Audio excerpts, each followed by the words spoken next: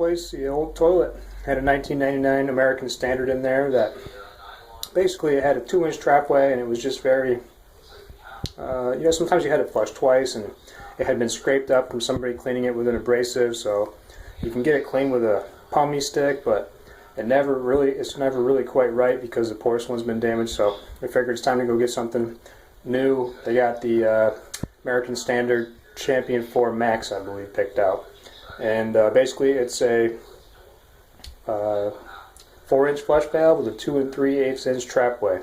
So you're supposed to be able to just throw your plunger away, they say.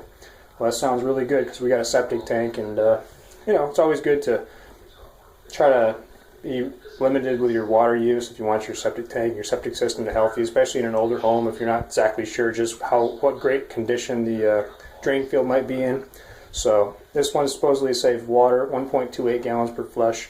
So anyways, I got this flange all cleaned up, got the wax ring in place.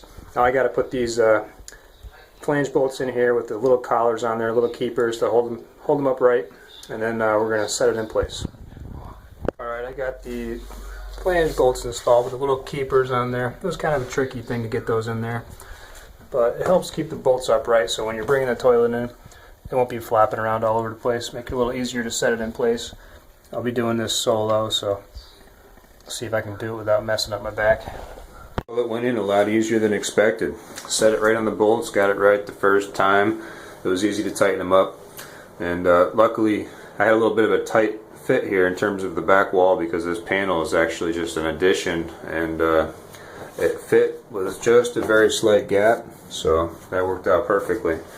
And all the internal parts of the tank were already installed, so all I had to do was just hook up the water to the bottom, tighten up the tank bolts. I used the tool that they included. The toilet seat, same thing, it was real easy. This is one of the automatic non-slamming type of seats, which seems like an unimportant feature, but it's kind of nice, I guess.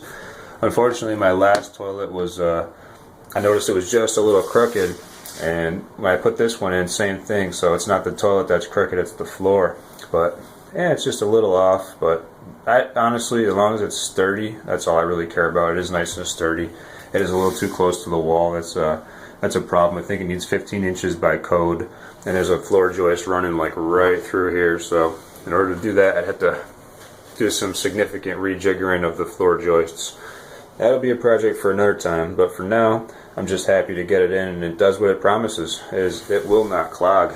If you do a real quick flush by just pushing the handle down, it'll use less water. If you hold the handle down, it'll do a more powerful flush. So you almost do get like a double flush capability with this toilet, which is really nice. And yeah, other than that, no complaints. It refills nice and quiet.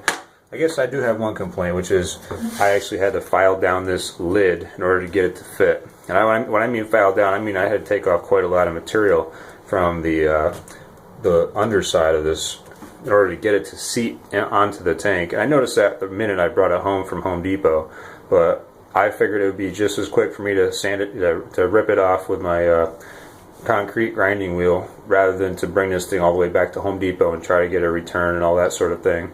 And it did work. It was not a big deal. It probably took me 20-30 minutes, and now it sits nice. So overall, no complaints. $200 solves the problem of having a really small trapway. Being able to get things done with one flush, you conserve water if you have maybe an aging septic drain field or that sort of thing.